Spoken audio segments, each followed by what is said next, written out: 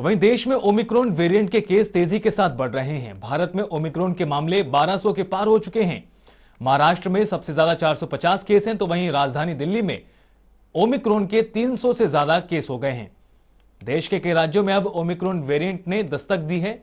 Omicron के खतरे को देखते हुए तमाम राज्य सरकारों की तरफ से नाइट कर्फ्यू तो लगाया गया है, साथ ही नए साल के जश्न को लेकर पाबंदियां भी लगाई गई हैं।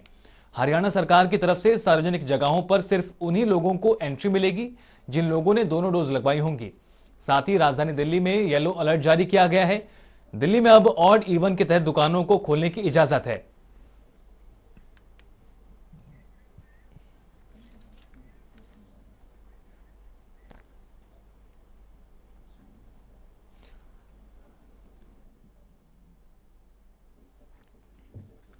और चलिए कोरोना के खतरे को लेकर और बातचीत करने के लिए ग्राउंड पर क्या स्थिति है, क्या कुछ तैयारियां व्यवस्था प्रशासन की ओर से की गई, इसको लेकर हमारे दो सहयोगी फरीदाबाद से पूजा और गुरुग्राम से नीरज हमारे साथ जुड़ गए हैं।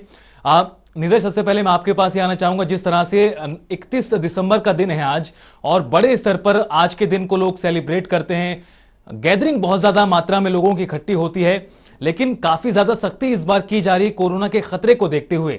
ऐसे में गुरुग्राम में क्या कुछ तैयारियां और व्यवस्था की गई है आज के मद्देनजर, आज रात के मद्देनजर? देखिए, आज रात के मद्देनजर क्योंकि यहाँ पे लोग पहुंचते हैं, दिल्ली से राज्यों से यहाँ पे पहुंचते की पाबंदियां और जिला प्रशासन के द्वारा क्या है कि किसी भी सूरत में बजे लोगों को पास नहीं किया जाएगा। सेलिब्रेशन गुरुग्राम पुलिस की तरफ से भी अपील किया गया है। नीरज, आपकी आवाज साफ नहीं आ रही, कोशिश करेंगे दोबारा संपर्क करने की।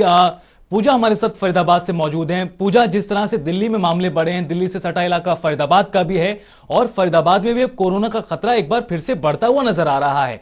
ऐसे में फरीदाबाद की क्या कुछ स्थिति है, क्या कुछ व्यवस्था प्रशासन की ओर से की गई है अगर मामले और भी ज्यादा बढ़ते हैं आने वाले दिनों में? फरीदाबाद में आज तीसरा दिन है जब कोरोना के सबसे ज्यादा मामले सामने आए हैं। पिछले 24 घंटे की यदि बात करें तो सरकारी आंकड़ा बता रहा है वो 44 मरीजों की पुष्टि कर रहा है। लेकिन अगर निजी अस्पतालों की भी यदि बात की जाए या निजी टेस्टिंग की यदि बात की जाए तो ये आंकड़ा काफी और कई गुना अधिक इसे कहा जा सकता है। और ओमिक्रॉन के ही मामलों की यदि बात की जाए तो अभी हाल ही में सूचना मिली है कि फरीदाबाद में जो है एक एरिया में पर्टिकुलर 5 मरीज ओमिक्रॉन के सामने आए, जबकि जो विभागीय आंकड़ा है, सरकारी आंकड़ा, वो 6 मरीजों की पुष्टि कर रहा है, जिसमें से 4 मरीज ऐसे हैं जो ठीक हो चुके हैं और 2 मरीज अभी भी एक्टिव है। तो ऐसे में ओमिक्रॉन को लेकर तमाम एहतियात बरतने की गाइडलाइंस जारी की गई हैं। और उसी को लेकर देखिए, नए साल का जश्न है और नए साल के जश्न पर कोरोना का साया ना आए और कोरोना संक्रमण का कारण ना बने, इसके लिए तमाम हिदायतें जो जारी की गई है उसके तहत आज नाइट कर्फ्यू रहेगा। 11 बजे से लेकर सुबह तक नाइट कर्फ्यू की स्थिति रहेगी। लगभग 2500 पुलिसकर्मी तैनात किए गए हैं जो शाम को 6 बजे से नाकों पर तैनात रहेंगे और ये देखेंगे कि कोरोना गाइडलाइंस का किसी तरह उल्लंघन ना हो। इसके अलावा जो रेस्टोरेंट्स हैं या फिर जहां पर सेलिब्रेशन किए जाने की संभावना है वहां पर सिविल ड्रेस में भी पुलिसकर्मी तैनात रहेंगे और ये सुनिश्चित किया जाएगा कि 11 बजते ही वहां पर किसी तरह का जो है लोगों का जमघट ना हो, जो पाबंदियां हैं उनका पालन किया जाए। इसके अलावा वैक्सीनेशन को लेकर कवायद तेज कर दी गई है। रोजाना जो है लगभग 30 से 35 हजार लोगों को रोजाना वैक्सीनेटेड करने का एक टारगेट स्वास्थ्य विभाग ने रखा है। तो तैयारियां तमाम है, लेकिन कहीं ना कहीं लोग जो है बाजारों की यदि बात की जाए या फिर सार्वजनिक स्थानों की यदि बात की जाए तो कहीं ना कहीं कोरोना नियमों का उल्लंघन करते देखे जा रहे हैं। नियमों को लेकर बात करें उससे पहले मैं चाहूंगा कि यहां पर आप जिस तरह से वैक्सीनेशन को लेकर डाटा दे रहे हैं, वैक्सीनेशन को लेकर बड़ा फैसला किया गया है प्रदेश सरकार की ओर से। कल यानी 1 जनवरी से हरियाणा में जिन लोगों को दोनों डोज नहीं लगी होंगी उन्हें पब्लिक प्लेस में जाने की मनाही होगी। ऐसे में अगर बात करें फरीदाबाद की तो क्या कुछ आंकड़ा कहता है वैक्सीनेशन का? अगर कुछ आंकड़ा इसको लेकर भी हो, कितने लोग अभी भी बाकी हैं फरीदाबाद में जिनको दोनों डोज नहीं लगी हैं?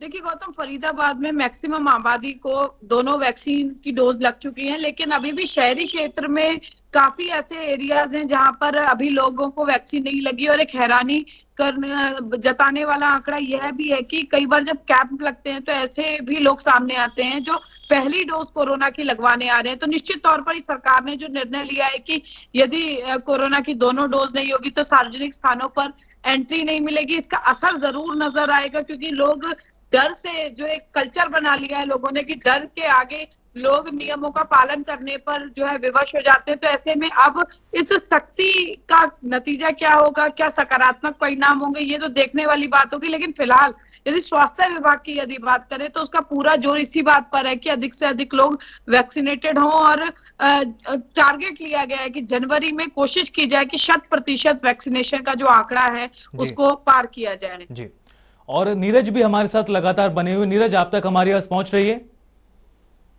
जी गौतम, बताइए। नीरज, जिस तरह से हम बात करें फरीदाबाद की, कोरोना के हालात लगातार बदल रहे हैं और मामले बढ़ रहे हैं। अगर हम गुरुग्राम की बात करें तो गुरुग्राम में क्या कुछ स्थिति कोरोना के बाद जिस तरह से मामले बढ़ने शुरू हुए, एक बार फिर से स्थिति क्या है कोरोना को लेकर गुरुग्राम में?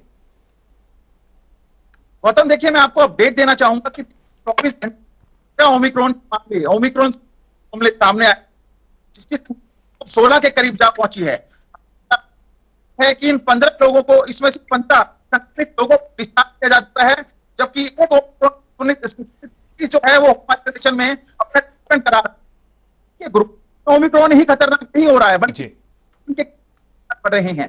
बीते अगर मैं दिनों की बात, 1 दिसंबर 20 दिसंबर तो 900 के करीब जा पहुंचा है का।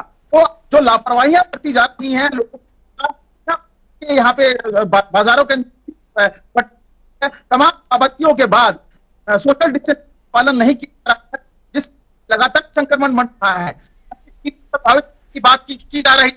नीरज, रोकना चाहेंगे, आपकी आवाज लगातार नहीं आ पा रही है। और पूजा, मैं आपसे समझना चाहता हूं, जिस तरह से नियमों का उल्लंघन बहुत बड़े स्तर पर किया जा रहा है, कोरोना का खतरा बढ़ रहा है, लेकिन उसके बावजूद भी लापरवाहियां कम होने का नाम नहीं ले रही हैं। ऐसे में किस तरह से जो सख्ती है वो प्रशासन की ओर से की जा रही है, किस तरह से लोगों को अलर्ट किया जा रहा है कोरोना के अब एक बार जो फिर से बढ़ता खतरा है उसे देखते हुए?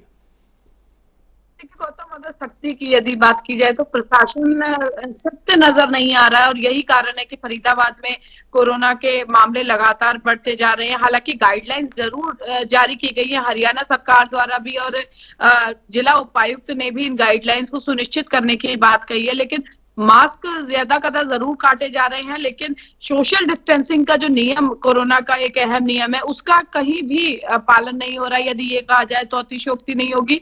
चाहे सरकारी कार्यक्रम हो या निजी कार्यक्रम हो, हर जगह लोगों का जमघट नजर आता है। बिना सोशल डिस्टेंसिंग के लोग नजर आते हैं। जिन लोगों ने मास्क लगाया होता है वो लोग भी मास्क के नियम का पूरी तरह से पालन करते हुए नहीं देखे जा सकते। बिल्कुल पूजा, कहीं ना कहीं जिस तरह से मामले बढ़ रहे हैं उसकी एक वजह यह भी है कि नियमों का पालन नहीं किया जा रहा। बहुत बहुत शुक्रिया पूजा आपका भी, और नीरज आपका भी, इस तमाम जानकारी के लिए और बातचीत के लिए।